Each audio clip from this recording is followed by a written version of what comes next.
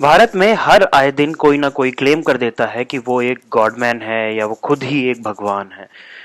Rural India में इस तरह के बहुत से सो कॉल्ड बाबा दिखते हैं जो कि खुद को कभी विष्णु जी का या कभी कृष्ण जी का अवतार बनाकर लाखों लोगों से ठगी कर रहे हैं। ऐसे में ये जरूरी है कि हम अपने देशवासियों को अवेयर कर सकें कि आखिर भगवान होता क्या है, भगवान की परिभाषा क्या है, भगवान का अर्थ क्या है, कौन से ऐसे गुण हैं जिससे कोई भगवान बनता है। नमस्कार, मैं विशाल।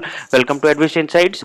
आपसे मैं भगवत गीता में दी हुई भगवान की 3 डेफिनेशन शेयर करूंगा। हालांकि एक तो मेन भगवत गीता की डेफिनेशन है, बाकी और भी हिंदुइज्म की डेफिनेशंस हैं।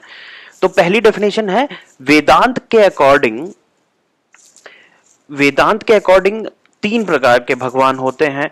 एक, द क्रिएटर, जिसने सब कुछ क्रिएट किया है, जिससे संसार की उत्पत्ति हुई है, उन्हें हम भगवान ब्रह्मा कहते हैं। दूसरे, द सस्टेनर, लॉर्ड विष्णु, जिससे संसार का पालन होता है।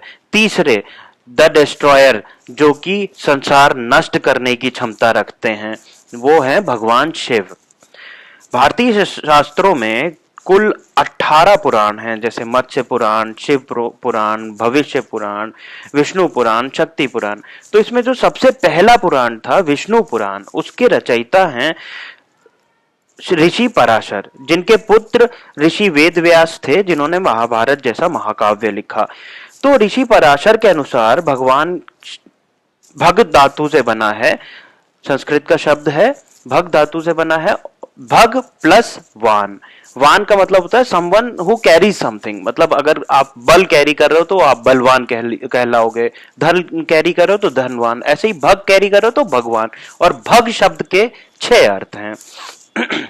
एक, ऐश्वर्य, ज्ञान, धन, यश, वीर्य, स्मृति और वैराग्य। ऐश्वर्य का मतलब होता है वेल्थ, प्रॉस्पेरिटी। जिस व्यक्ति के पास असीमित वेल्थ हो, ये अंबानी, अडानी, एलॉन मस्क वाली नहीं, असीमित वेल्थ। या फिर जिस व्यक्ति के पास असीमित ज्ञान हो, एल्बर्ट आइंस्टाइन वाला नहीं, ऐसा ज्ञान जो किसी युद्ध भूमि में खड़े होकर भगवत गीता जैसा टाइमलेस विजडम दे दे, ऐसा ज्ञान पूरी इंसानियत को जो आज भी चलता जा रहा है।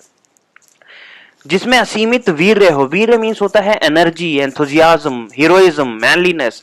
तो जिसके अंदर भी हल्का सा भी एनर्जी होती है, उसके प्रति ज्यादातर लोग इंसान अट्रैक्ट होते हैं, आकर्षित होते हैं।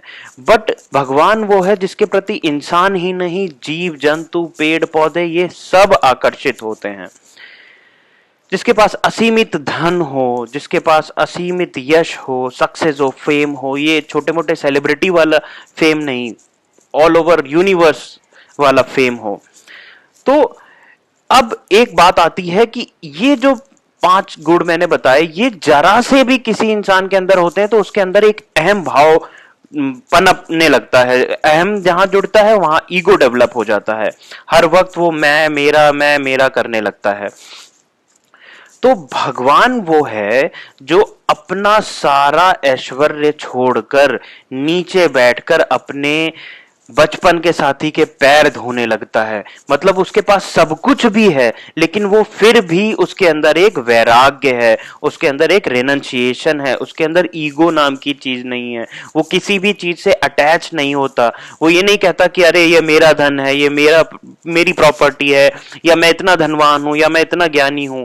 वो ये नहीं कहता। He has basically won over all the attributes of Maya. He carries all the strength, all the beauty, all the knowledge, all the fame and all the riches, yet he carries all the renunciation. ये बहुत बड़ी बात होती है अपने आप में कि आपके पास सब कुछ होते हुए भी आपके अंदर एक त्याग हो, आपके अंदर एक वैराग्य हो। तो ये आम इंसानों में हो पाना बहुत मुश्किल होता है। अब आते हैं तीसरी और आखिरी परिभाषा की ओर। छंदोग्य उपनिषद के अकॉर्डिंग भगवान के सिर्फ 6 नहीं बल्कि 8 गुण होते हैं। पहला गुण कि वो कभी बूढ़े नहीं होते, जिसको हम विजरो बोलते हैं। दूसरा, वो उनकी कभी मृत्यु नहीं होती, वो विमृत्यु होते हैं। उन्हें कभी भूख या प्यास नहीं लगती, जिसे हम विजिघत्सो या अपिपासः कहते हैं। वो कभी किसी चीज का शोक नहीं करते हैं, जिसे हम विरशोको कहते हैं। वो बहुत ही डिटरमिन्ड होते हैं, जो सोच लेते हैं वो करते हैं, इसे हम सत्य संकल्पो कहते हैं। वो हर किसी की इच्छाएं पूरी करते हैं, सत्य कामः। ही इज अबव धर्म एंड अधर्म, अपहत पापमा। सो ये 3 खूबसूरत सी डेफिनेशन मैं आपके लिए लेके आया था। मुझे लगा ये इससे आपकी नॉलेज में एड ऑन होगा। सो अगर आपको ये वीडियो अच्छा लगा है तो प्लीज इसे एडविश इनसाइट्स को सब्सक्राइब करें और शेयर करें इस वीडियो को। Thank you so much.